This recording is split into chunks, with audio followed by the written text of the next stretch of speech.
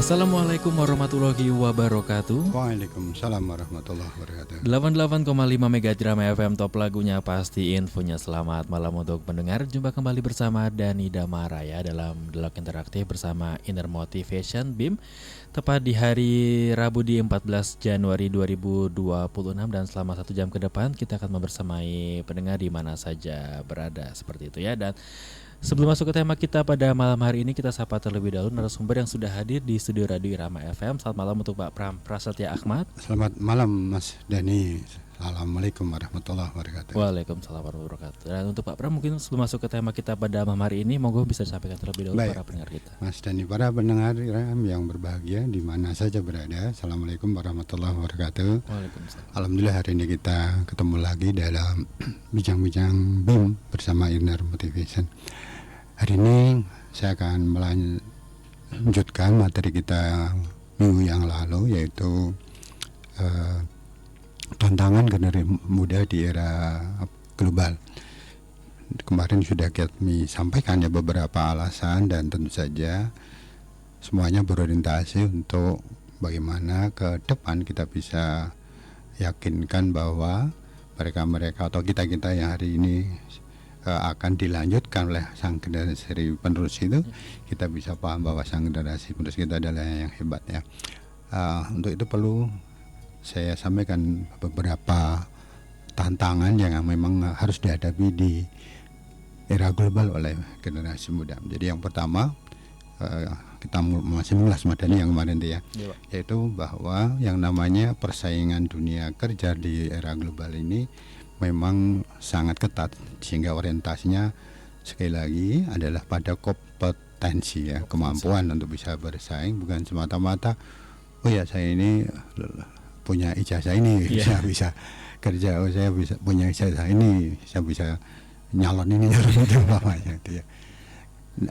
Ini menjadi hal yang harus kita pahami, karena persaingan itu pasti akan terkait dengan uji kompetensi atau fit and proper test, atau juga mungkin juga yang harus kita pahami bahwa yang namanya pola karir di entah itu corporate, entah itu institusi publik, pasti yang namanya persaingan itu menjadi hal yang ke depan semakin ketat. Tentu saja kalau kita semakin ketat ya pasti kita harus ingatkan, dan untuk para generasi muda harus lebih bisa menyiapkan diri. Nah tentu saja generasi muda ini yang menyiapkan ya bisa pemerintah gitu ya, bisa orang tua, bisa para pendidik.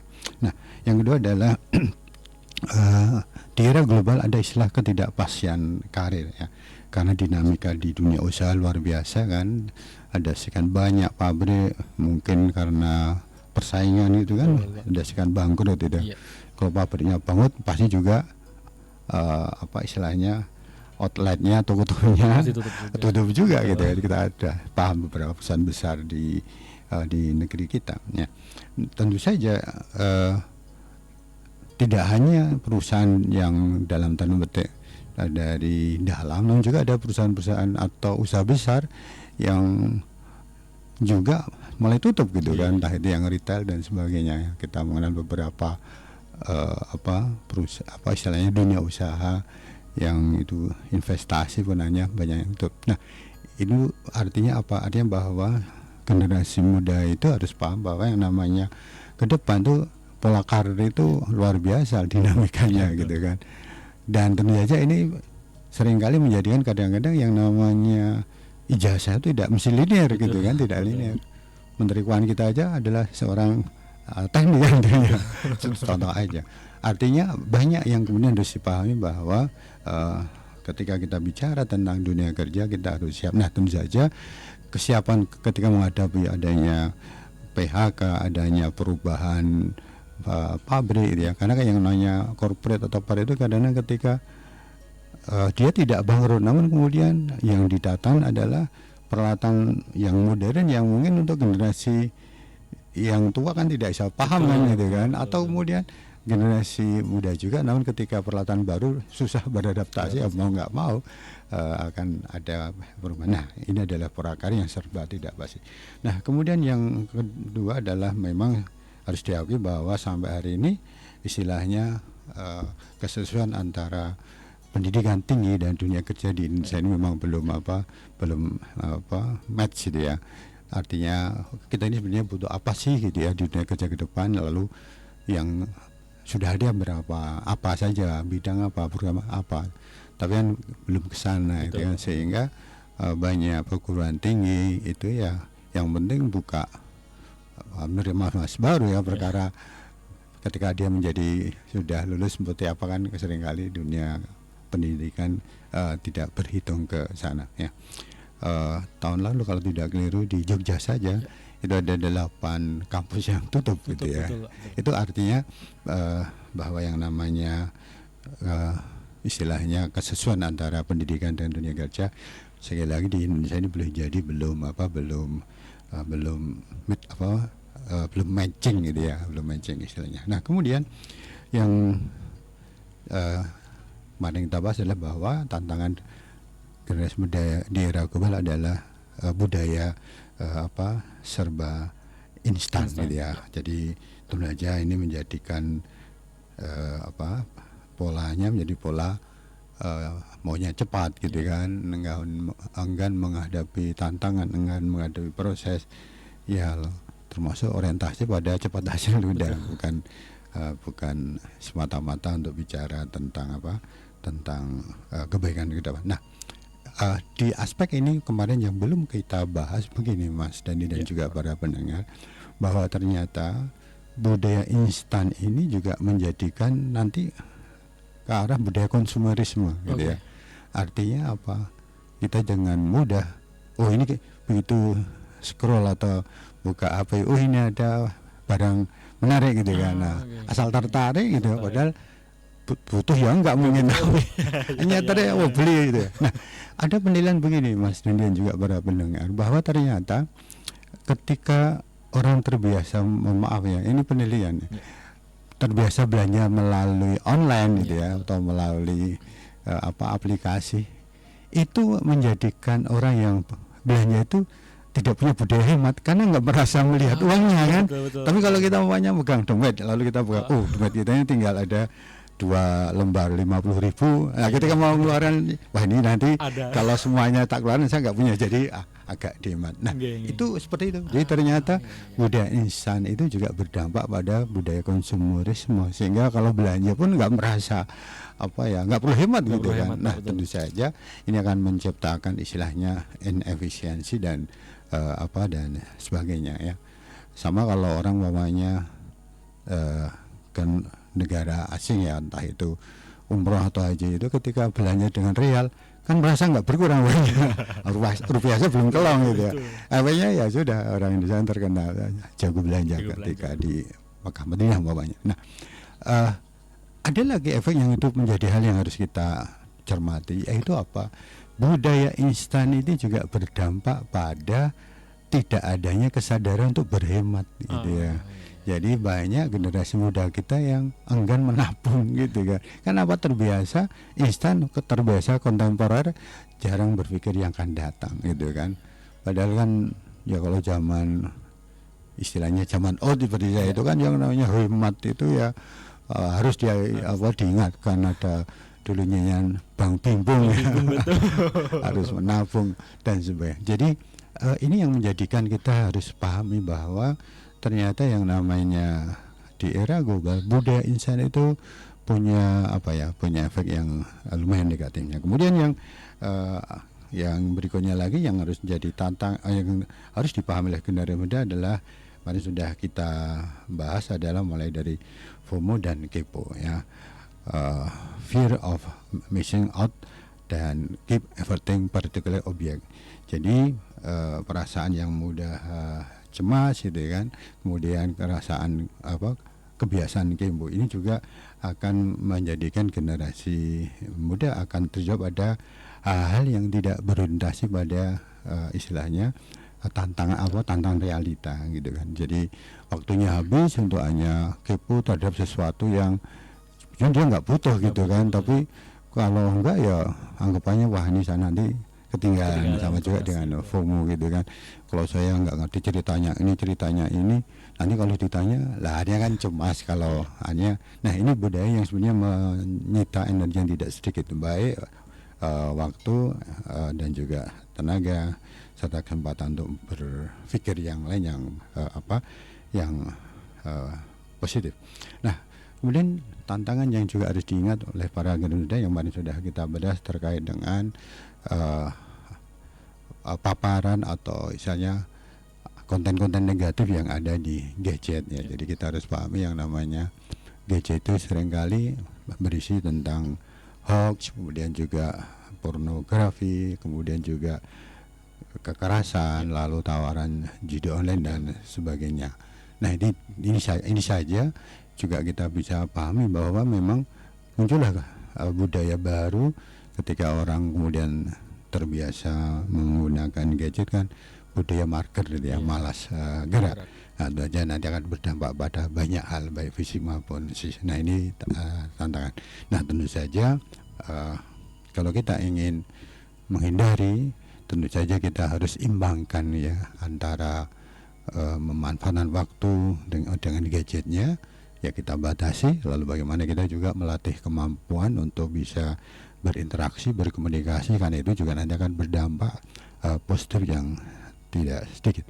Nah kemudian yang juga menjadi tantangan adalah istilah saya kemarin adalah rendahnya budaya pembelajar ya. Jadi kita terbiasa untuk mau belajar ya, artinya ingin bisa lebih baik, ingin bisa lebih sempurna dari sebelumnya, sehingga terbiasa juga untuk mau menerima nasihat, menerima masukan, menerima petua.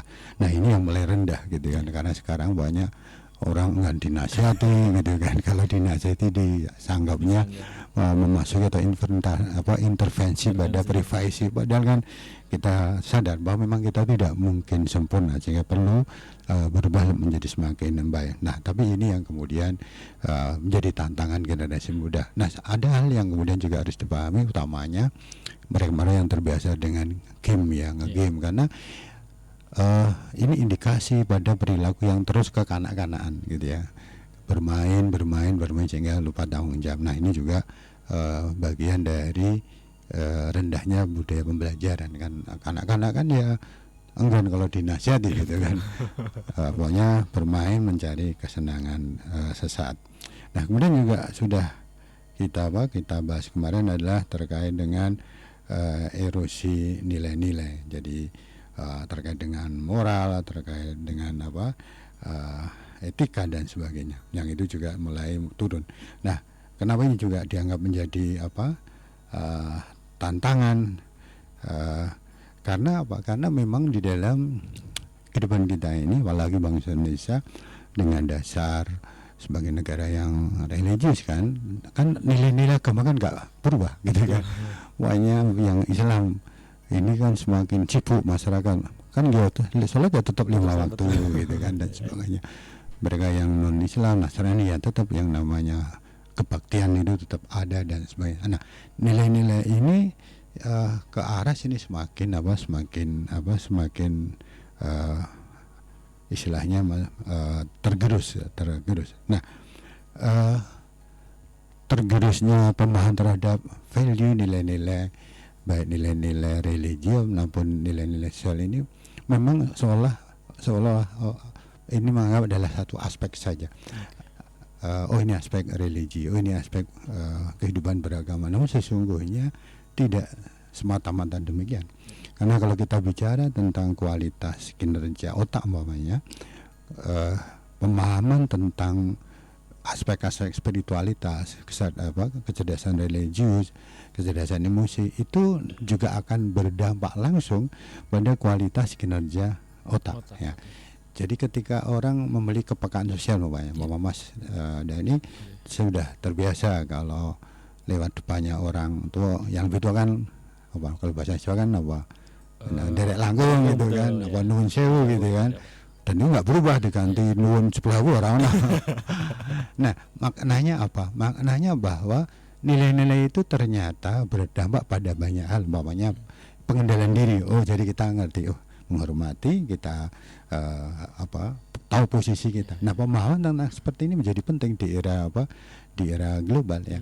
Paham terhadap peran gitu kan. Ya kalau sudah paham terhadap peran pasti fokus pada profesi gitu kan. Artinya kita katakanlah kita tidak paham pendidikan, lalu kita bercerita banyak tentang pendidikan. Kita terbiasa bicara tentang istilahnya keseharian kita gitu kan, yang tidak terkait dengan politik, tiba-tiba bicara politik namanya. Nah, pada pemahaman peran ini kadang-kadang jadi hal yang penting gitu, jadi hal yang penting. Oleh karenanya kesadaran terhadap menjaga nilai-nilai ini juga berdampak pada kemampuan seseorang untuk lebih profesional. Nah, di sisi lain juga kesadaran terhadap nilai-nilai ini itu nanti juga akan berdampak pada hubungan yang kuat antar sel otak gitu ya. Nah, kalau hubungan antar sel otak itu kuat, maka orang akan memiliki kualitas inovasi, kreativitas yang tinggi gitu ya. Nah, ini nanti berdampak ke aspek psikologis ya. Kalau orang hubungan antar sel otaknya lemah karena dia tidak terbiasa untuk mengendalikan dirinya, ya maka kan dia jadi lebih sedikit ketika bicara tentang alternatif gitu ya. Sehingga begitu mengarah ke tantangan yang besar ya solusinya jalan pintas semuanya itu kan. Nah, ini yang kemudian kita pahami sebagai hal dimana kalau kita menjaga nilai-nilai baik agama, sosial itu tidak hanya aspek budaya, aspek etika, namun juga terkait dengan kinerja otak dan juga kualitas diri secara makro. Nah, kemudian yang juga mulai jadi tantangan di era global adalah melemahnya disiplin dan tanggung jawab ya. Jadi kemarin sudah kita samain bahwa disiplin ini menjadi hal yang harus dipahami ya. Karena pada tantangan ke depan yang namanya istilahnya orang harus presisi itu kan menjadi hal yang ya tidak bisa untuk diabaikan gitu kan. Umpamanya naik kereta, naik pesawat kan kita harus paham betul gitu kan. Jadwalnya, prediksi perjalanan dari rumah tinggal sampai ke stasiun umpamanya kan itu menjadi sesuatu yang harus kita presisikan. Nah, ketika kemudian dilatih di sekolah, dilatih di dunia pendidikan terkait dengan mungkin ya seragam, atribut, lalu jadwal, ini sebenarnya bagian yang memang diperlukan untuk kehidupan masa depan, bukan semata-mata untuk kepentingan sekolah dan sebagainya ya. Nah, kemudian juga yang semakin harus kita ingatkan pada generasi adalah sekarang ini memang secara kuantitas dan kualitas tingkat depresi itu semakin tinggi. Artinya aspek psikologis ini menjadi hal yang istilahnya menjadi tantangan juga ya. Apalagi kemudian orang sudah terpapar pada nilai-nilai yang sebenarnya itu tidak pas ya, umpamanya yang namanya sukses itu kalau bisa seperti influencer itu ya, selebritis itu gitu kan. Wah, naik kendaraan mewah, kemudian selfie ya. Nah, itu kan jadi standar yang kemudian jadi kadang-kadang tidak pas gitu kan. Ketika orientasinya ke arah sana itu menjadi semakin jauh kan, semakin lemah percaya diri dan akhirnya mengganggu pada aspek fisik maupun juga psikologis. Nah, kemudian juga yang menjadi tantangan kita bersama, tidak hanya generasi muda, tapi ini juga menjadi tantangan yang tidak kecil di generasi adalah terkait dengan nilai-nilai kebangsaan, ya, nilai-nilai nasionalisme. Nah, ini memang harus kita pahami karena memang dunia pendidikan kita minim dengan nilai-nilai sejarah. Menanam nilai sejarah ini nampaknya memang belum dianggap penting di dunia pendidikan kita. Nah, sudah jauh nanti ada juga terkait dengan yang sudah kita bahas kemarin adalah terkait dengan krisis lingkungan ya. Kesadaran lingkungan menjadi hal yang harus kita tanamkan sejak awal pada para generasi muda. Kemudian juga yang terakhir yang kemudian kita samakan adalah bahwa tantangan tidak kecil di generasi muda adalah terkait dengan nilai-nilai di dunia kerja. Nah, ini beberapa hal yang mengingatkan kembali terkait dengan materi masa lalu, Mas Dani. Oke, siap. Demikian. Ya, nah untuk pendengar yang mau bertanya-tanya ini bisa di WhatsApp kita atau di SMS-nya di 081392696815 ya. Masih dengan tema yang sama, tantangan generasi muda di era global ya. Jadi tadi udah disampaikan juga terkait dengan materi yang sudah disampaikan pada minggu kemarin dan sekarang dilanjutkan lagi. Nah, Pak Pram nih, apa saja sih kondisi yang membuat kita ini semakin peduli terhadap tantangan generasi muda di era global? Monggo, Baik. Pak Pram. Para pendengar yang berbahagia di mana saja berada. Jadi sekarang ini ada beberapa kondisi yang memang harus kita sampaikan ya, atau kita harus paham, karena ini menjadi kita semakin perlu untuk memahamkan pada generasi muda terhadap tantangan yang kemarin yang tadi sudah kita sampaikan. Tadi yang pertama adalah budaya konsumerisme melalui gadget. Nah, ini luar biasa. Artinya beberapa catatan terkait dengan belanja lewat gadget atau judul lewat gadget ini menjadi hal yang luar biasa peningkatannya. Artinya apa? Artinya kalau umpamanya kita bicara tentang konsumerisme tadi ya, semuanya mudah lewat gadget, itu kan ya hanya budayanya tidak ada, ya kan itu. Nah, kemudian ketika kemarin sudah kita sampaikan, katakanlah judi online umpamanya yang luar biasa peningkatannya, termasuk yang dari kaum pelajar gitu kan, yang termasuk yang usianya di bawah 10 tahun itu, ini juga menjadi hal yang sudah jadi fakta ya, jadi angka-angka gitu kan. Kemarin sudah saya sampaikan bahwa data dari PPATK ya, Pusat Pelaporan keuangan itu ya,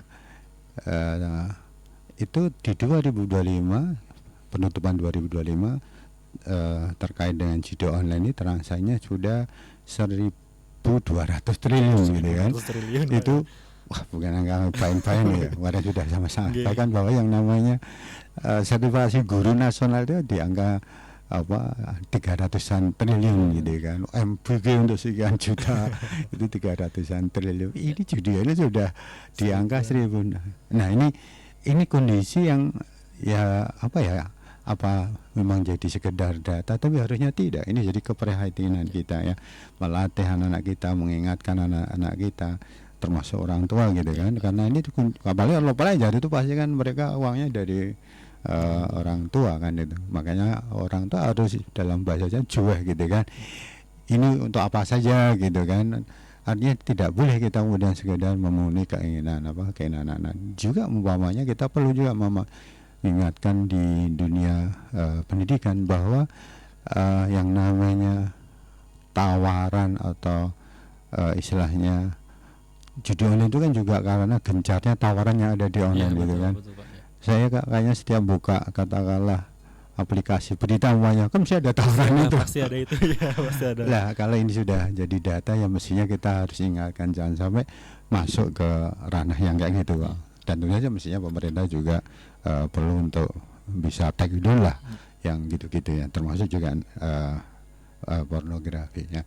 Nah, yang kedua yang juga sekarang istilahnya menjadi kondisi yang harus kita pahami, yang juga harus ya membuat kita semakin perlu untuk memahamkan tantangan generasi muda adalah berkurangnya penerapan adab di dalam keseharian. Nah, kenapa ini menjadi hal yang harus saya sampaikan juga, karena memang kadang-kadang ada juga pola keluarga yang menganggap sekarang dirinya berubah gitu kan. Jadi kalau anak manggil orang tua bro ya biasa aja. Ada yang seperti itu ya. Nah, atau kemudian kalau ada orang tua masuk ke ruang lalu anak kakinya diletakkan masih di meja, tidak di ruang namanya itu. Nah, artinya apa? Adab ini tidak semata-mata harus kita ingatkan terus-menerus, karena adab ini juga akan sangat terkait dengan banyak hal ya. Karena hikmah memberikan penghormatan, memberikan penghargaan, memahami atau menghargai itu nanti dampaknya juga akan sangat luas itu. Jadi sekali lagi berkurangnya penerapan adab ini nanti dampaknya akan banyak. Termasuk kalau nanti kita bicara tentang istilahnya kualitas dari SDM kita ya, SDM kita. Ketika orang itu tidak menjaga adab, nanti biasanya kecerdasan emosinya rendah ya. Nah, kalau kecerdasan emosinya rendah, maka biasanya juga motivasinya juga akan rendah pula, daya juangnya rendah ya. Nah, kemudian yang istilahnya yang ketiga mohon maaf ini, jadi saya menjawab merangkum beberapa pendapat. Jadi di dunia pendidikan kita yang notabene yang menyiapkan generasi muda kan, dunia pendidikan itu ada istilah bahwa guru itu direkrut saja, udahlah pokoknya diterima gitu ya, tidak dibentuk. Lah ini yang beda dengan yang dulu. Jadi dulu itu guru yang ngajar itu dibentuk ya, dilatih, dideklatkan. Nah ini kan tidak ya, yang penting pernah jadi honorer itu ya, honorer pokoknya udah langsung. Nah padahal mestinya ada proses beliau-beliau ini yang muda ini dibentuk ya, ada arahan, ada panduan, setidaknya kan ada panduan, ada buku panduan bagaimana mereka jadi sang pendidik. Karena mereka yang paling kelak akan banyak meneruskan tugas teman-teman guru di sekolah ya, yang guru yang senang sudah mulai purna gitu ya.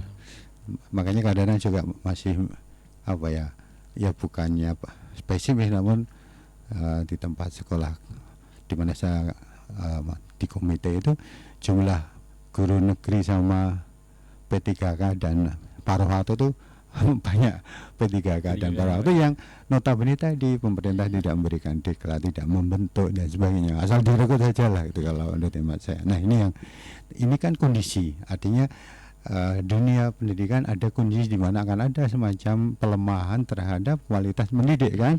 Nah sehingga kalau kualitas mendidiknya lemah ya kesulitan juga kalau kita ingin bisa membekali generasi muda dengan banyak hal yang itu mestinya didukung oleh kualitas sang pendidiknya. Nah kemudian yang mulai juga harus kita pahami begini, kemarin sudah kita sampaikan bahwa Indonesia termasuk negara yang juara pertama kan penggunaan TikTok, memegang gadget itu kan juara gitu. Nah maka kan kemarin sudah kita ingatkan, sekarang ini ada istilah bahwa kalau dulu itu ada istilah orang tua itu adalah guru pertama dan utama.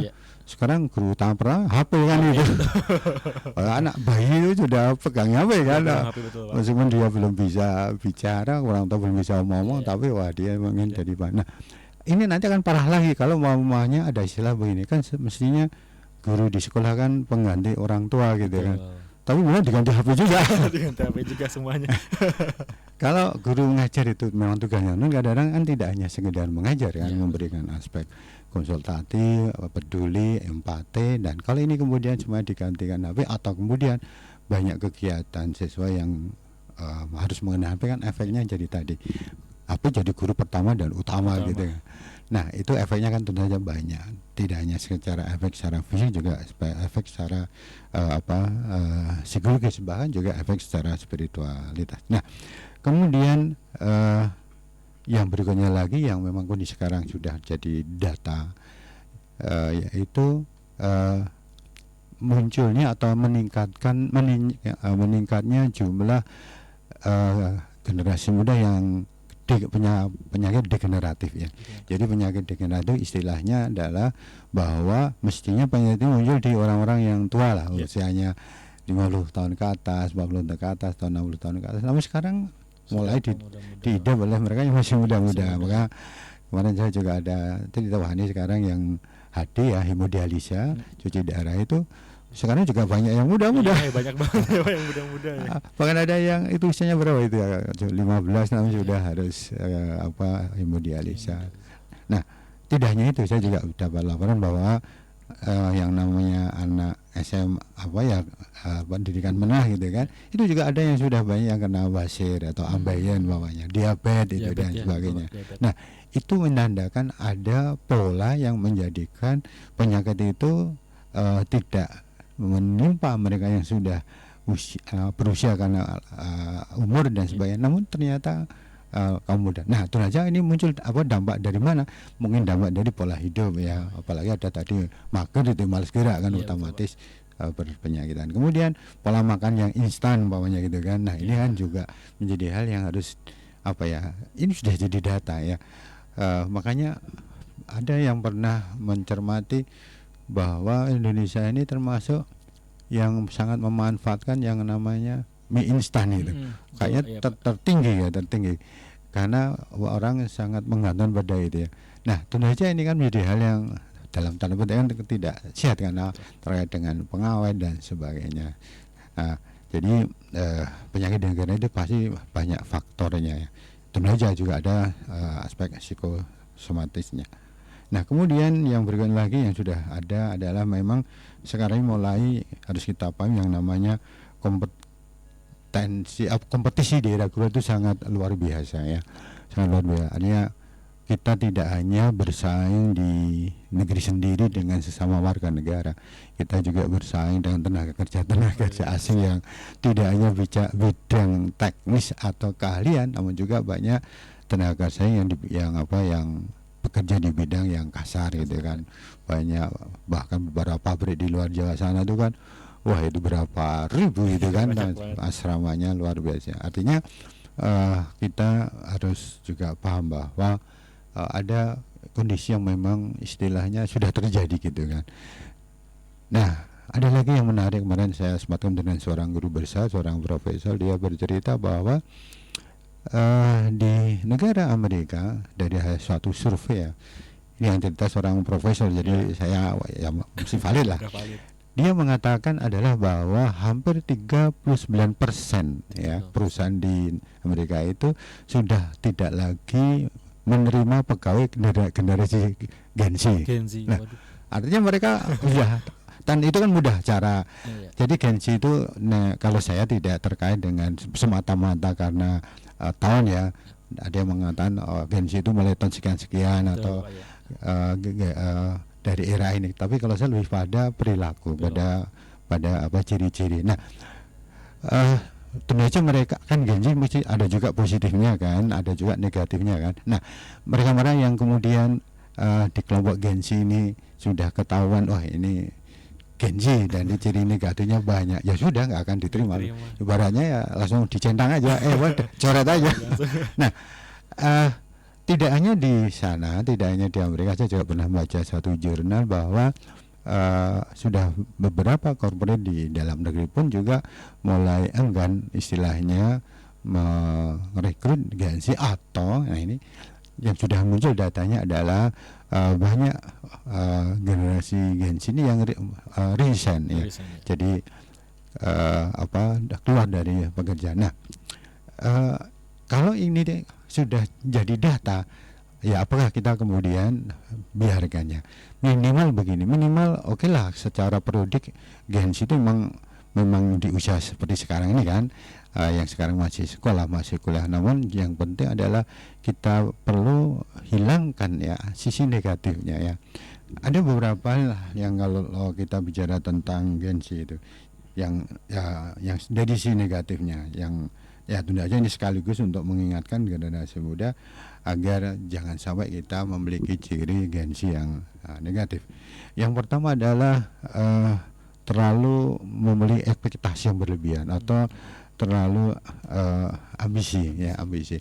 Padahal kita sudah tahu kan ada dinamika ya, sehingga kalau kemudian orang hanya fokus saya kalau harus jadi ini gitu, kalau tidak ada yang lain gitu.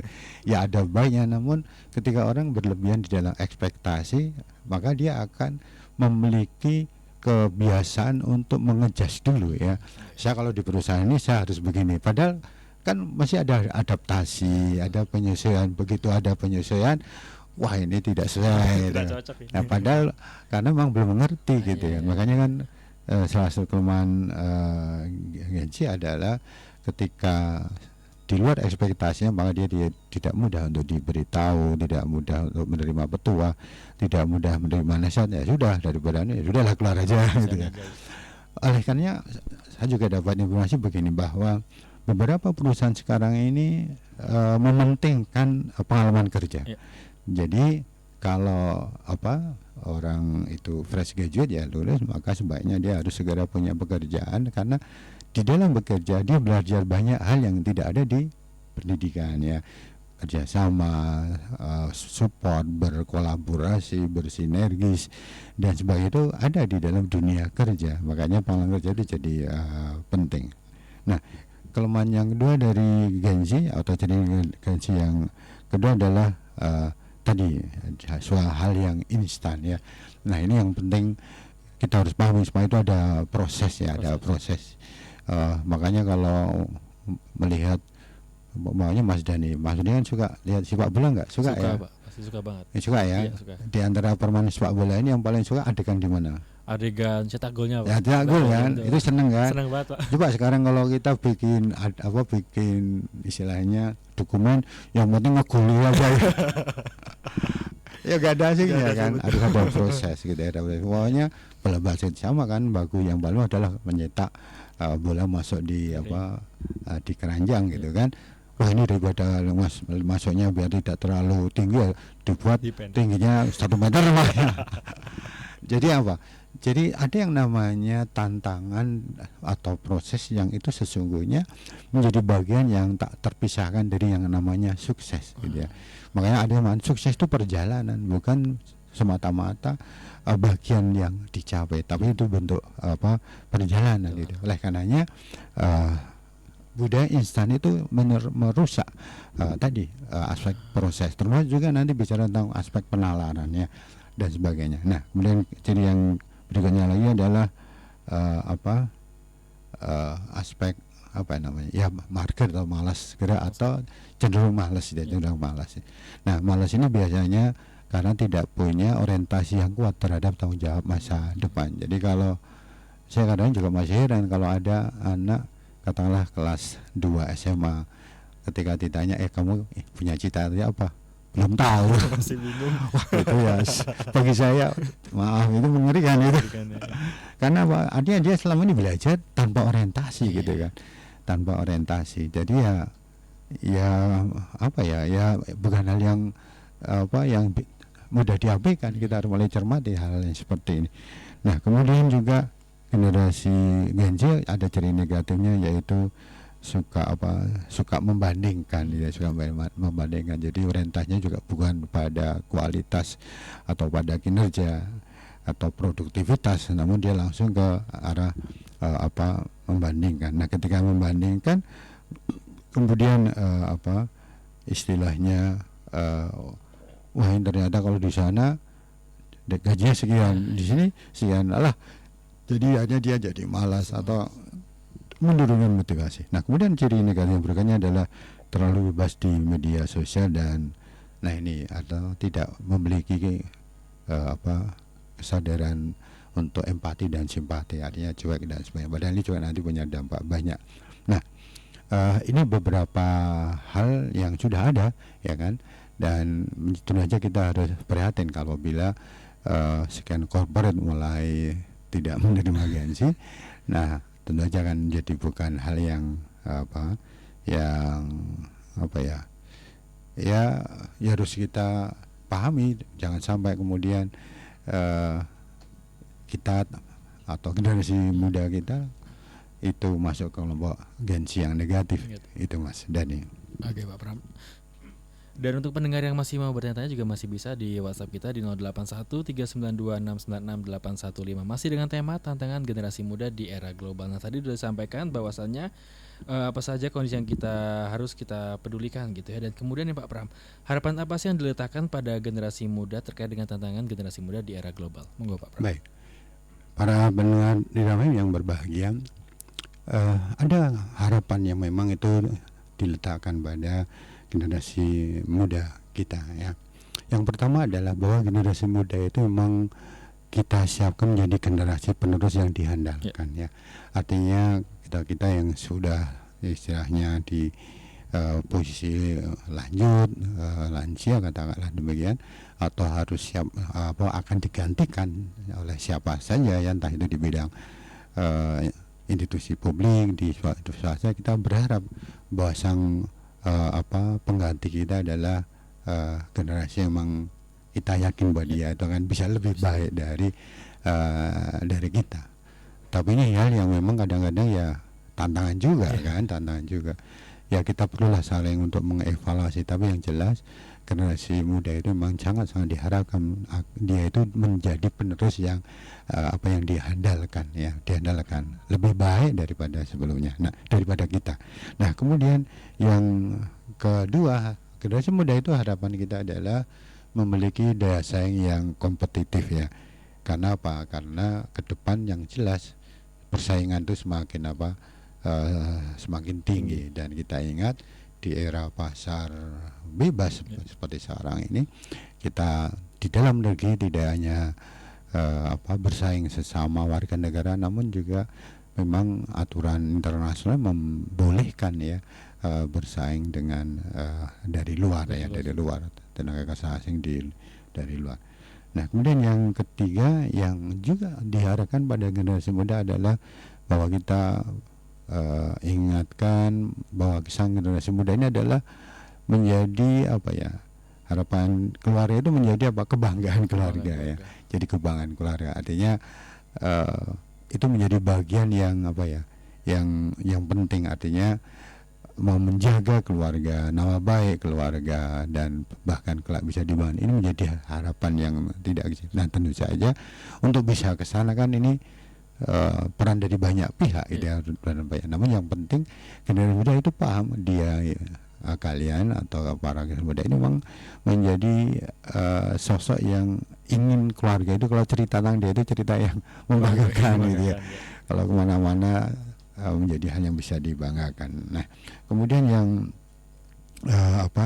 yang ketiga yang keempat adalah bahwa generasi muda itu sangat diharapkan dia itu menjadi teladan untuk dirinya, untuk keluarga, dan untuk bangsanya. Oleh karenanya yang kelima memang kita perlu untuk meyakinkan bahwa generasi penerusnya adalah yang siap meneruskan kelangsungan hidup bangsa, kelangsungan negeri tercinta ini, Indonesia yang kita cintai ini. Artinya kita sangat berharap generasi muda itu juga memiliki nasionalisme, kesadaran kebangsaan, memahami bahwa negeri kita ini adalah multi pluralisme, memiliki banyak perbedaan yang tidak kecil. Oleh karenanya kita juga berharap memiliki rasa kebangsaan yang tinggi, memiliki rasa nasional, juga patriotisme, kesadaran untuk terus berjuang demi tegaknya negara proklamasi atau negara kesatuan Republik Indonesia. Nah itu beberapa yang diharapkan pada generasi muda. Itu kan Mas. Baik Pak Pram, dan tadi merupakan upaya harapan untuk generasi muda, apalagi Gen Z gitu ya Pak Pram. Dan untuk saja ini Pak Pram, upaya apa saja yang dilakukan ini untuk mengatasi tantangan generasi muda ini sendiri Pak Pram? Baik. Pak Pram. Para pendengar kami yang berbahagia, kita sudah paham yang kami tadi, ada banyak tantangan, ada banyak hal yang sudah ada atau data yang sudah ada. Maka apa yang kemudian diperlukan yang bisa diupayakan? Yang pertama adalah kita terus untuk membangun pentingnya, katakanlah yang pertama adalah kualitas ketegaran generasi muda kita. Nah ketegaran itu terkait di dalamnya juga bisa kita latih dengan disiplin. Maka ada istilah disiplin itu penting sebelum kreativitas. Jangan kreativitas itu dikedepankan tapi tidak disiplin itu tidak. Oleh karenanya maaf ya kalau dulu pernah ada semacam kayak dialog mana yang yang penting gitu ya, sekolah atau prestasi yang bisa membangun sekolah itu. Jadi waktu itu bisa ada kelompok yang ingin ini ada peluang untuk masuk ke olahraga di level regional. Tapi kan sekolah juga tidak ingin anaknya tidak berkualitas. Nah, artinya boleh kita kemudian punya kreativitas, tapi disiplinnya harus jalan dulu. Nah, apa yang disiplin? Katakanlah kalau waktu itu adalah target ya, ada target, ada nilai. Di negara maju saya pernah buka yang namanya di dunia pendidikan itu. Ya kalau orang punya kreativitas ya, kalau sekarang ya namanya ekstrakurikuler itu kan, itu harus tetap istilahnya dipenuhi dulu standarnya dulu. Jadi jangan sampai anak itu bodoh gitu kan, Tapi kreatif ya nggak bisa kalau di dalam pendidikan ya. Kalau di luar pendidikan silahkan. Tapi kalau di dalam pendidikan mesti ada standar. Maka ada istilah bahwa membangun disiplin itu menjadi hal yang penting ya sebelum kita bicara tentang kreativitas. Itu yang pertama. Yang kedua, kita harus melatih anak-anak kita generasi muda itu paham tentang tanggung jawab, tidak hak. Jadi hak dan kewajiban mana yang lebih dulu? Barengan nggak mungkin. Tapi yang paling layak adalah tanggung jawab. Ya. Jadi kalau kewajiban itu dilaksanakan, orang layak meminta haknya. Nah, melatih tanggung jawab lebih daripada hak itu menjadi hal yang penting dalam banyak aspek gitu ya.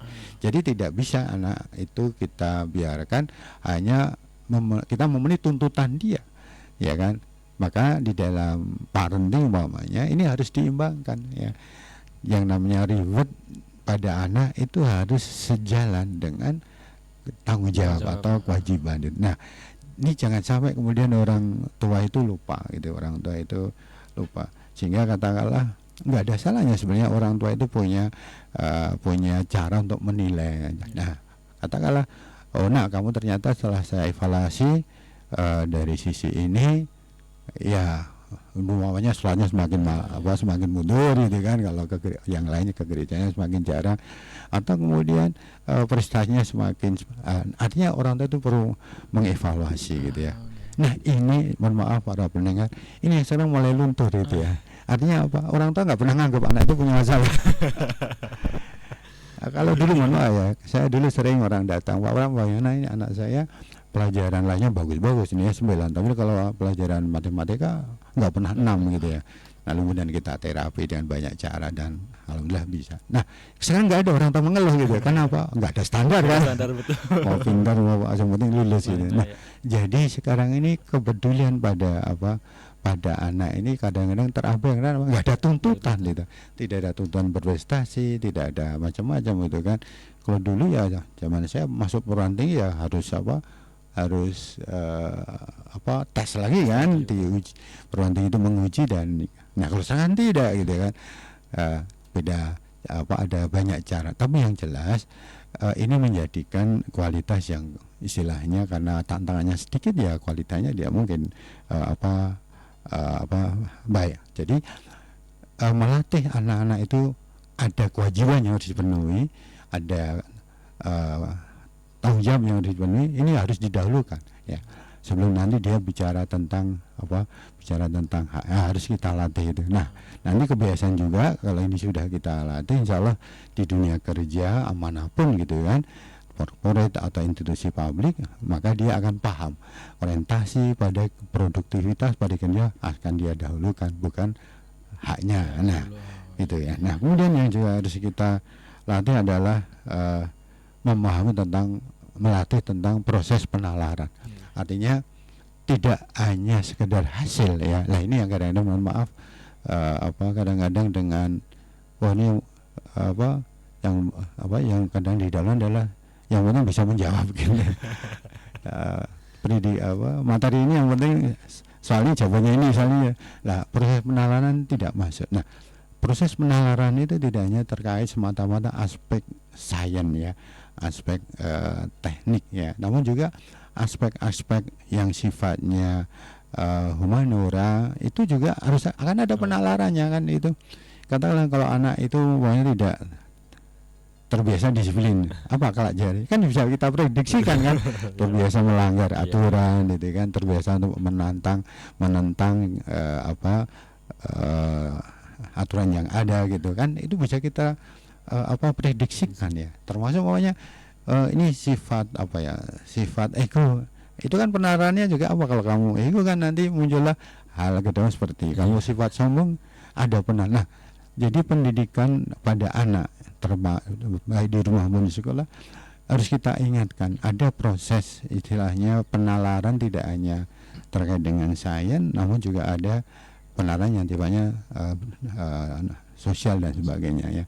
Katakanlah, nah kalau kamu nggak menghormati ya kelak kamu tidak akan dihormati. Nah, itu adalah proses penalaran. Nah ini yang kemudian harus kita latih. Makanya proses itu harus kita tanamkan, bukan semata-mata pada hasil.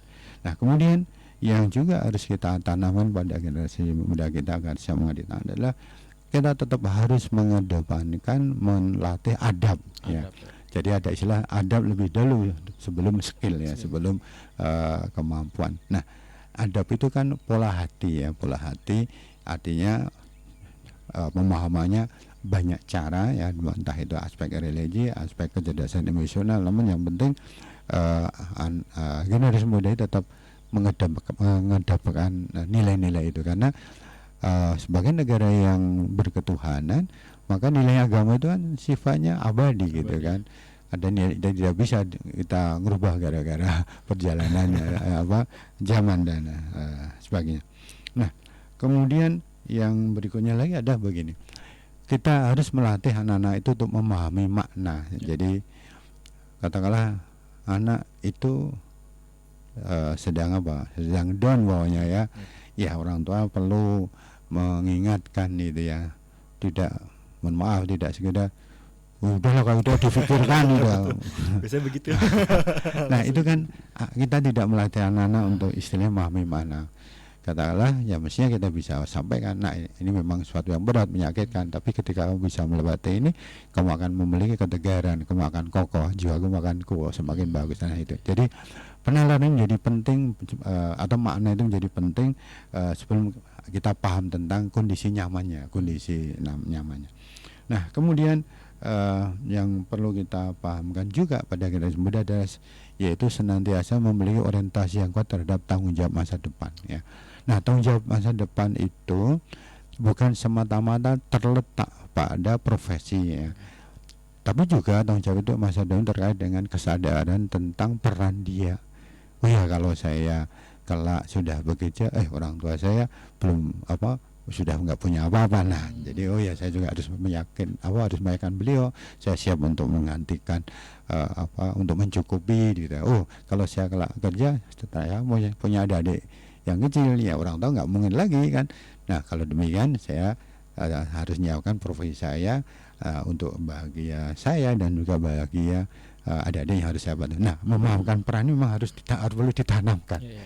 Jadi kalau kemudian orang tua berkomunikasi terkait dengan tanggung jawab masa depan terkait dengan itu, nah besok kalau kamu jadi apa, jadi ini kamu mau apa gitu kan. Jangan sampai kemudian kita hanya tanya besok mau jadi apa, ini ya sudah Saya udah padahal kalau kita udah menanam kamu kalau besok udah besar kamu punya peran ya untuk melanjutkan agar adik-adik kamu yang sekarang masih bayi-bayi ini bisa sekolah gitu. Nah ini perlu ditanamkan sehingga anak itu punya orientasi yang kuat terhadap tanggung jawab masa depan. Dan ini juga menjadi hal yang penting.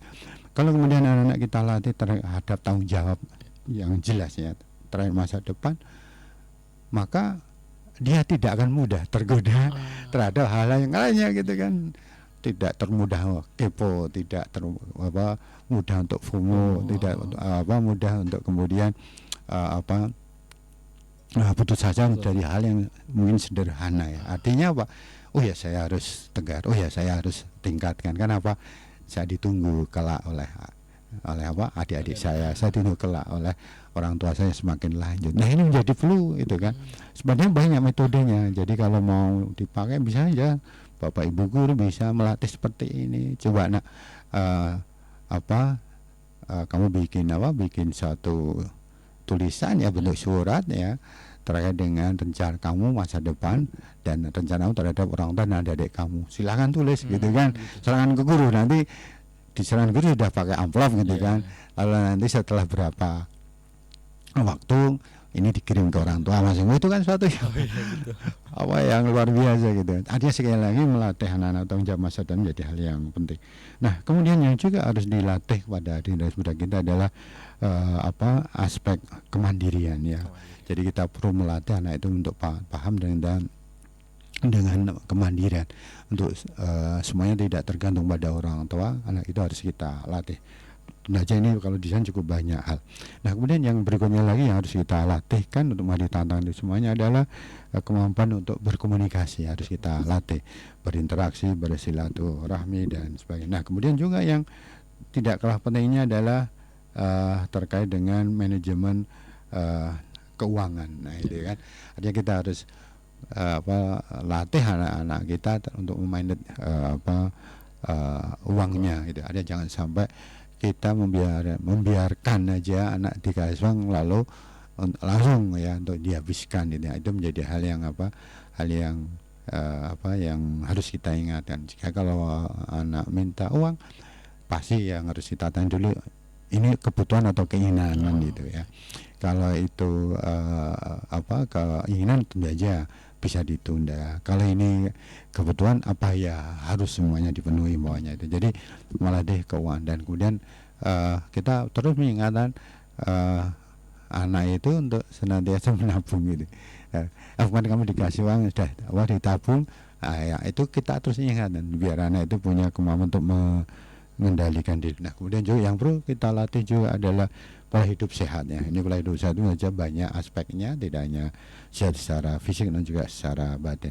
Kemudian juga melatih terkait dengan kepekaan sosial dan juga terkait dengan aspek-aspek kebangsaan, nasionalisme dan patriotisme. Ini harus kita latih ya, kita latih. Kalau ini yang terakhir ini ya bisa dengan sejarah, bisa dengan kita bisa dialog pada anak-anak, atau kalau di sekolah itu ya pasti dengan mudah karena sejarah kebangsaan itu pasti akan berisi banyak hal terkait dengan nasionalisme, kebangsaan dan patriotisme. Nah itu beberapa hal yang bisa kita berikan pada generasi muda kita agar terhadap tantangan yang luar biasa beratnya diragukan, anak kita tetap eksis ya. Mungkin itu yang bisa kami sampaikan para pendengar yang berbahagia. Mohon maaf apabila ada yang kurang berkenan. Saya akhiri, wabillahi taufiq wal hidayah. Assalamualaikum warahmatullahi wabarakatuh. Waalaikumsalam warahmatullahi wabarakatuh. Sekali terima kasih untuk Pak Pram yang sudah hadir di studio Irama FM, sudah memberikan materi juga tentang tantangan generasi muda di era global. Dan untuk pendengar, jangan kemana-mana karena setelah ini akan kembali hadir saya Dani Damara di Harmoni Keroncong.